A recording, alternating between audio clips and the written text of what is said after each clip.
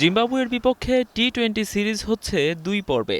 বিশ্বকাপকে ঘিরে শেষ মুহূর্তের ক্রিকেটার যাচাই বাছাই, সাকিব মুস্তাফিজের জন্য অপেক্ষা, সব মিলিয়ে চট্টগ্রাম পর্বের জন্য আলাদা দল ঘোষণা করে বাংলাদেশ।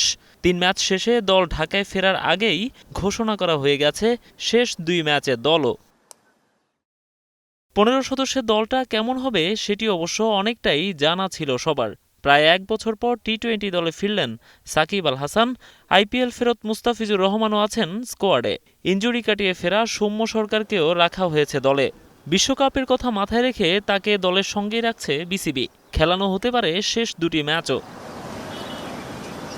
সাকিব মুস্তাফিজ সৌম্যদের জায়গা করে দিতে দল থেকে বাদ পড়েছেন পারভেজ ইমন, আফিফ হোসেনরা। আর শরীফুলকে দেয়া হয়েছে বিশ্রাম। শরীফুল অনেকদিন ধরে ক্রিকেটের মধ্যে রয়েছে, ক্রিকেট খেলছে, ম্যাচ খেলছে, হাই ইন্টেন্ট ম্যাচ খেলেছে, প্রিমিয়ার লিগ খেলেছে, তো ওকে একটা ব্রেক দেওয়া হচ্ছে। মুস্তাফিজ ইন্ডিয়া থেকে আসার পর, কারণ ও অনেক দিন ফ্যামিলি থেকে বাইরে, সবকিছু থেকে বাইরে, ওর সঙ্গে যদিও এগুলো ওর সাথে কথা বলেই করা হয়েছে।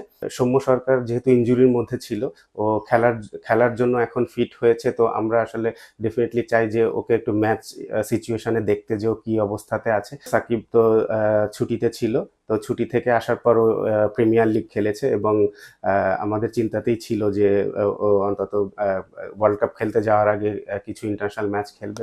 সবকিছু ঠিক থাকলে বিশ্বকাপে যাবে এই দলটাই। সঙ্গে যুক্ত হবেন কেবল শরীফুল। তবে মূল দল থেকে কে বাদ পড়বেন সেটি এখনই বলা মুশকিল।